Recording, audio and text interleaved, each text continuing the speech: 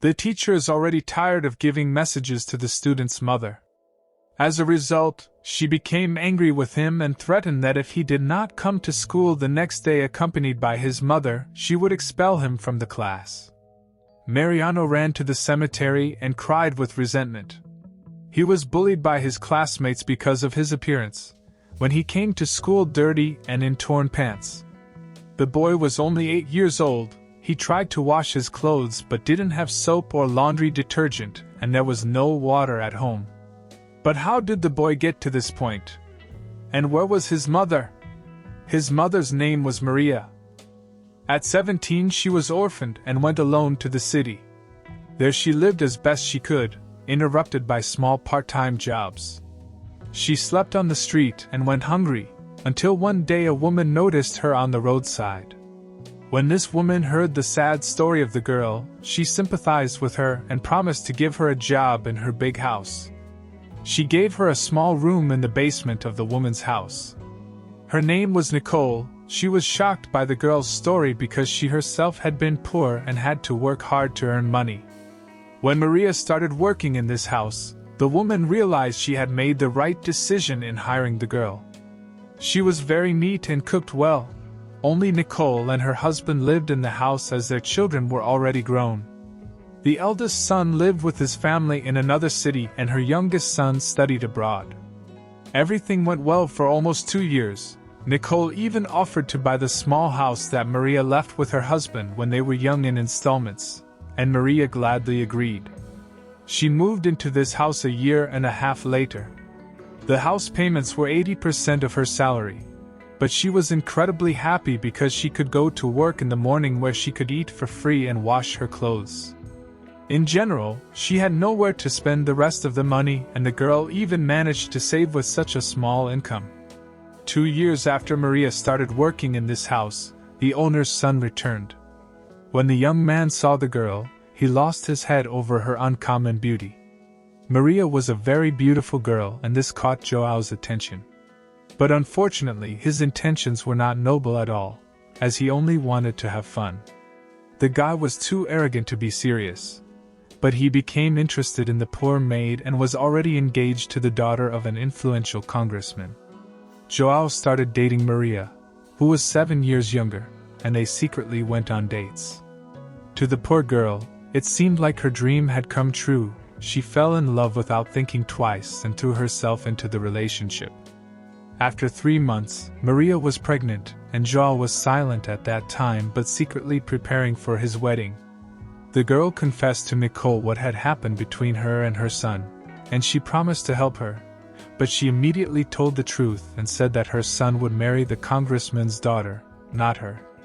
Maria became depressed again and felt miserable, but what happened next shocked her even more.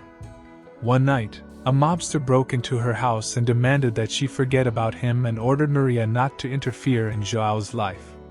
He told the girl to sell the house as quickly as possible and go somewhere else, otherwise he would find people who would not let her live normally.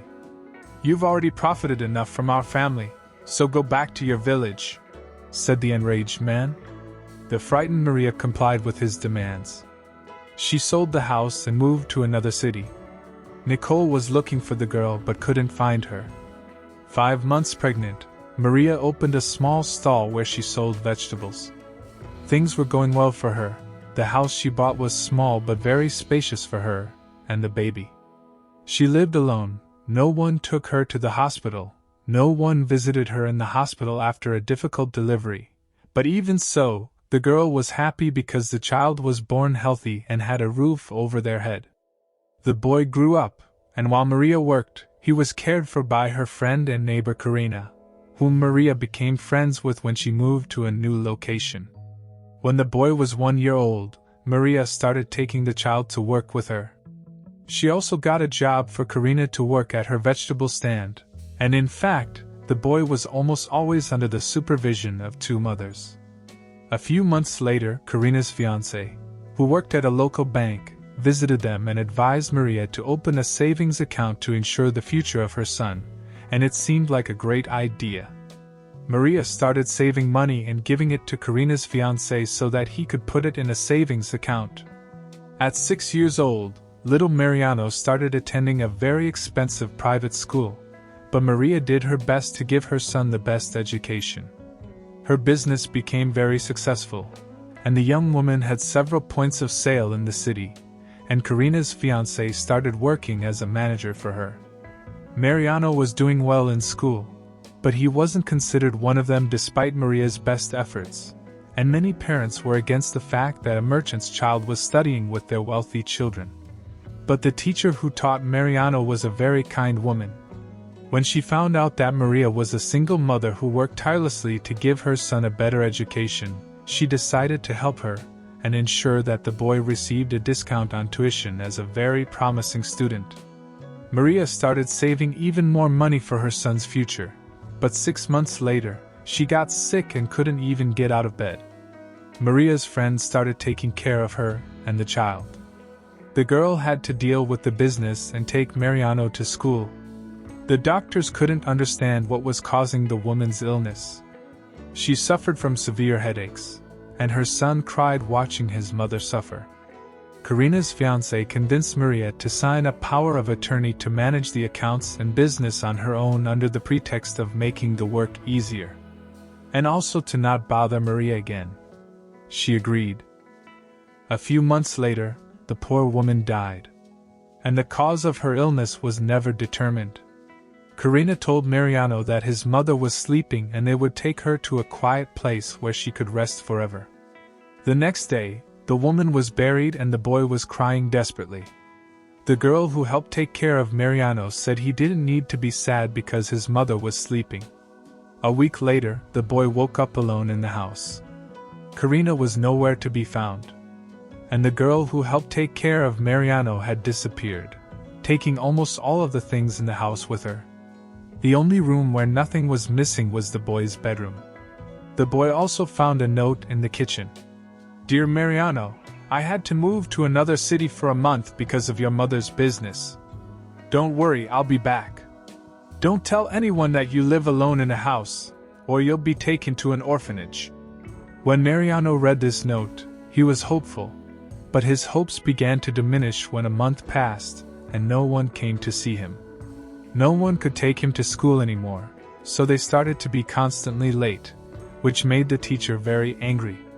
She expected more from him, but Mariano didn't live up to her expectations. Soon, the teacher noticed that Mariano began to smell bad.